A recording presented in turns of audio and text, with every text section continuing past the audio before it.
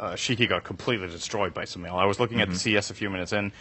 He did get the first blood, right? That's what we were talking about. The first blood was mid because I didn't see that one. I think so. Yeah. And he had like 15-7 CS against 2-1, which should never happen in any matchup generally, unless it's like super one-sided. But maybe Shiki, I don't know if he was just had a bad game or if he's not very comfortable in Bloodseeker. He might have played it earlier in the tournament, but maybe a different matchup. Sumail, known to be a hyper-aggressive player. It's a hero that you can really abuse in the mid lane, the Bloodseeker. If you get ahead and he wants to get in for the last hit with Blood Rage on because he needs to get his health back, you catch him off guard with a stun, you blow him up with a combo, and maybe that's how he got the first blood. So that's a big part of it for me.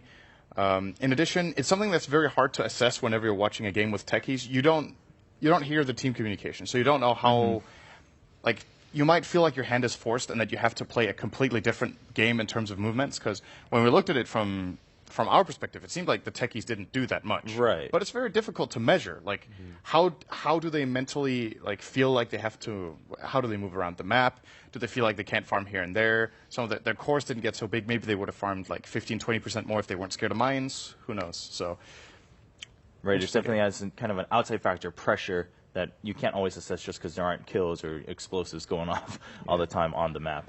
There were two main things for me. Firstly was the Roshan control. The Roshan just died super easily. It was like either like a medallion plus a Clinks or like a sigil plus Clinks or Clinks plus mines. There was always something there that was Clinks plus something else, and they just got 3 straight Roshans in a row. And that really kind of pulled them ahead. And on top of that, they actually wanted CDEC to pick BKB once I considered the draft as a whole, because they had so many anti-BKB things. They had Walrus Punch, they had a Blink on Tusk to stun lock him so he couldn't BKB, they had an Axlina, they had a Clinks with massive amounts of physical damage, they had Weave, and they had Techies with landmines and Suicide. That was like as anti-BKB as you can get for a lineup. So they just let him farm, kind of play keep away so they can't snowball with five heroes, just, kind of let them farm, and then once they get their BKBs, they're just wasting 4,000 gold, which you can just easily counter with a Ags Lina, which is 4,200 gold. Okay. Dakota, what about you? How'd you view this game? Thought it was funny how he ends up playing techies, and we had a giggle how he's the guy who put on Twitter that he wanted a petition to remove techies from the game, and now he's playing it. And I agree pretty much with these handsome gentlemen said. It's they had a good strong start because of their first blood onto the Bloodseeker. It forced out some rotations from the CDEC side. Already put them in that kind of uncomfortable and they're more defensive, going for the BKBs. And as Ben said, those weren't really viable at the end, which is how much they could still control them. And then by the end of the game, it felt like they were able to corral CDEC like little sheep back into their base, away from the Roche pit. They got what they wanted. I don't know how much experience CDEC has going against the techies.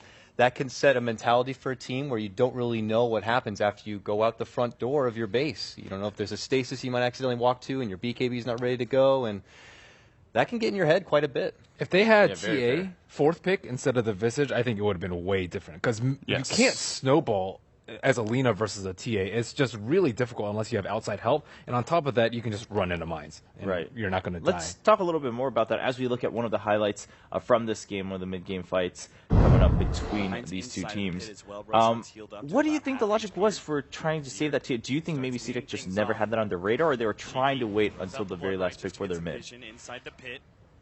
It's difficult to say. From our perspective, TA would have been a great pick in this game as the fourth pick. Right. They might have, sometimes in the draft you might overthink and you think of multiple things at once, and then all of a sudden something that might be fairly obvious doesn't come to your mind because you're thinking too far ahead, or you're making it more difficult than it has to be. Yeah. Time you replace one hero with another, it makes a completely different game. But the reason it's so important in this game is that instead of Sumail snowballing and owning mid, he would have, if Shiki plays well, drawn at best, TA wins against Lina in top tier Dota. That's just how it is, unless you really make a big mistake.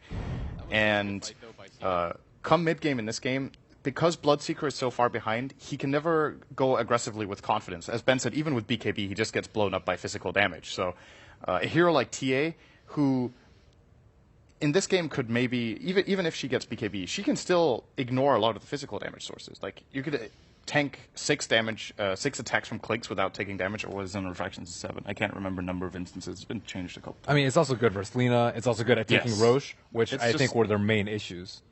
it would just have been really, really solid for a lot of purposes in this game. And to be honest, that seemed like the weakness in their draft was just that the mid lane just went horribly. Yeah, wrong. what can Bloodseeker do versus that lineup, honestly? Like, you Nothing. pretty much can't use your first skill, or you're just going to die instantly. Yeah, and you're picking it into a Dazzle. Dazzle's good at sustaining your lanes, so he doesn't get that advantage of other lanes, getting weak and wounded, and him being able to use that advantage. PBD's there to be the medic and keep him boosted up. So, yeah, it's pretty much a struggle at the start. Maybe they were thrown off a bit from EG opening up with the Lina and couldn't really identify if it was going to be the Sumo hero, and they wanted to wait it out a bit. I don't know.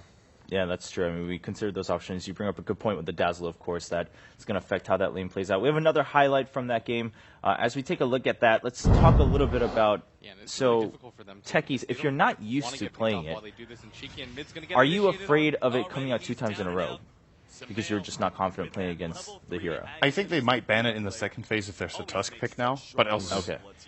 I think they don't. Like, even though, honestly, CDEC did a pretty good job in the early game, not letting techies take over the map. Like, we've seen other teams play against Tusk techies, and it just seems like every time Suicide is up, they find a kill with Snowball. But it happened maybe twice in this game, in the early game. One time on aggressive top, and there might have been one gank mid that was successful in Bloodseeker. I can't remember for sure, but it wasn't really that impactful. Still, it's what propels techies into the game. They countered his early mines bottom instantly with a sentry. They identified where Aoi was and that he was placing the mines. If he doesn't get the couple of setups with Suicide Squad attack, you could look at a really, really useless techies in the first 10 to 15 minutes. So, without the Tusk, I generally don't really see many teams picking the hero this tournament, honestly. Okay. It's just so important. All right, Dakota, would you agree that if the Tusk is on, the threat really isn't there unless it's like a super pocket pick for certain teams? Yeah, I don't think they'll go as far as to ban like a Tusk in round 1. I think it would be too risky to allow one of those bigger, badder heroes on through. But I agree with Sin. If it is going to be picked up early from like EG, let's say, they might ban it second round. But PPD has made it known. I know in his draft analysis for last year, he said that he doesn't like to go with the same draft twice, even if it works. But I have also seen him pick same drafts twice since then. So it's hard to say. He could say that to just try to, in case any opponents are watching out there, and he'll actually pick it up twice. We'll have to see, though. But I would wager we're not going to see techies again here. Okay, so going forward, EG having won that one map, they're much safer now. I believe pretty much safe for top 2.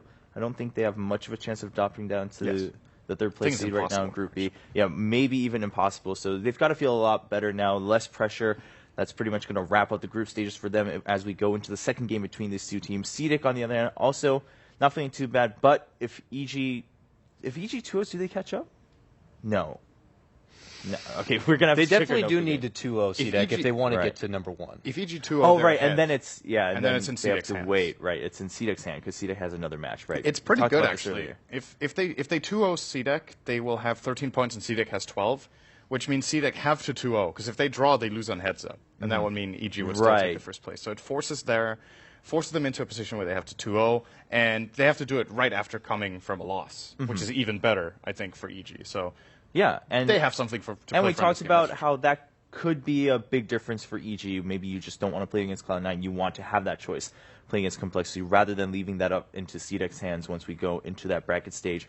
So EG is still going to put a lot of emphasis, hopefully, onto Game 2, and CDEC at the same time. You want to secure that first place spot just here and there. You don't want to have to wait until the next match and go in with an unknown, knowing that your fate and your kind of rival's fate is decided by your next match. We do have a quick update. It sounds like MVP Hot 6 has won their first game out of 4 today, so the dream is still alive for MVP Hot 6. These updates coming in, they're very exciting. The last 3 days they were just pretending.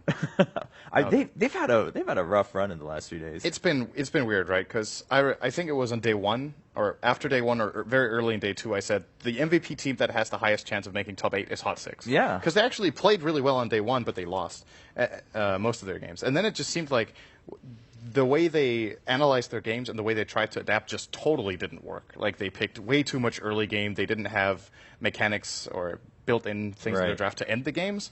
Whereas MVP Phoenix just did a better job with that. But maybe they're back on track now. We'll find out by the end of the day. The draft for Game 2 on our stream is ready. Again, it is CDEC versus EG. EG trying to keep the hope alive, or the chance alive, of being first in Group B, and CDEC just trying to secure it right here and now. And the first band's going through. The Bloodseeker going to be banned out by EG in the first phase. Blue Pony Man is still there. Yep. Blue Pony Man is still there. This is interesting. Like Ban we Blue owned Pony your Man. Bloodseeker last game, It was too easy. We won't give it to you again. I love just making up more reasons and logic behind EG's traps. I really don't know what the idea is behind this. Maybe it's just to set it for the Queen of Pain. Maybe they don't like playing against Bloodseeker with Quab. Although, as we've talked about previously, if you do max range blink and move very quickly, you don't take rupture Well, damage. Bloodseeker can actually win versus Quab in lane. That's I true. think versus Lina it's much more difficult because she has like significantly better burst as well as longer range. But with versus Queen of Pain, all you need to do is just outlast it during the poison, which is pretty easy because Quab's not going to blink on you that early. Now, C-Deck, is Tusk a concern here? Do you take it away? Is C-Deck confident in them picking the Tusk over EG? I really like how they played with a Shaker last game. Yeah. I think that's really good for them. Tusk, well, the thing about the Tusk is you don't have to waste a ban on techies later, because if you don't take it now, it's very likely that Evil Genius is going to take it, and then you have to waste another ban in the future. So it's definitely more their style for the Tusk Undying. Back to C-Deck basics. This That's is true. what they played in the wild card. That I is think true. so. What was it? They played like Tusk Undying, and we were criticizing them for using it too much, the Undying and the aggressive dual lane, and they started like teams started figuring them out and countering it. Right. But now that they lost the first game against EG, they do go back to their core strategy, if you will, of even the Chinese qualifiers. They also played aggressive dual lane Undying with Dazzle, I think, mostly in that tournament. But EG get the DAC duo, Queen of Pain, Shadow Fiend. Yeah. And, I mean, generally we've seen kind of teams being 50-50 on whether you really prioritize that SF or not on Radiant, but if you can secure both of those, doesn't sound like a bad idea at all. Now they just need some way to back them up a bit, whether it be a Dazzle or the Earthshaker. If it somehow makes it through this ban phase, I'm sure that'd be ideal for EG. that's the thing C-Deck can do now, is that EG have just picked 2 cores into Tusk Undying, so now they can ban really strong lane supports and just look to abuse this to the maximum potential. I mean, they can just safe lane Quab though. I don't think Tusk Undying can really take advantage of that at all. That's true. I guess. So how does Undying match up 1-on-1 against Quab if they want to roam the Tusk? I guess he loses, but doesn't get destroyed. So that's a possibility. Like if EG don't get their key defensive supports, of course, PPD has a big array of them, but there are just some of them that seem just flat out better in this metagame. I guess Dazzle is the one to highlight, and maybe they can roam the Tusk on mid. There's the first defensive support ban, the Earthshaker. Still a Dazzle and a Wyvern. Yes. That would have to be taken out of. Yeah. Wyvern is great so far. Good Wyvern's stuff. great, but hasn't shown great results at TI, believe it or not. Almost pretty overpicked here. I have the stats, I don't want to reach and look at, but it's pretty abysmal. I want to say about a 23% win rate right now. I mean, that's much lower than I thought it would be. Yeah. That's pretty good. Dazzle's great, though. 53%, so I mean... Yeah, Dazzle's definitely been on the rise. Pretty decent. I mean, anything over 50% is going to be hard to keep up.